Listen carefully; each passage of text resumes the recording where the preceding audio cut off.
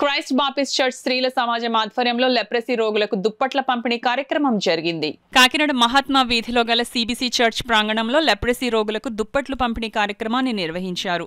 కార్యక్రమానికి స్త్రీల సమాజం ప్రెసిడెంట్ విజయ్ ప్రసాద్ అధ్యక్షత వహించగా చర్చ్ పాస్టర్ సాల్మన్ సతీష్ ముఖ్య అతిథిగా పాల్గొని దైవ ప్రార్థన చేసి కార్యక్రమాన్ని ప్రారంభించారు. కార్యక్రమంలో భాగంగా స్త్రీల సమాజం సభ్యులు Vijay Prasad, Padmashri, Padmini, Rajeshwari, Lavanya, Asha, CBC president Prasad, secretary Satyanarayana, treasurer Anand, సుధాకర్లు పాల్గొని లెప్రసీ రోగులకు దుప్పట్లు, స్టీల్ వస్తువులు పంపిణీ చేశారు.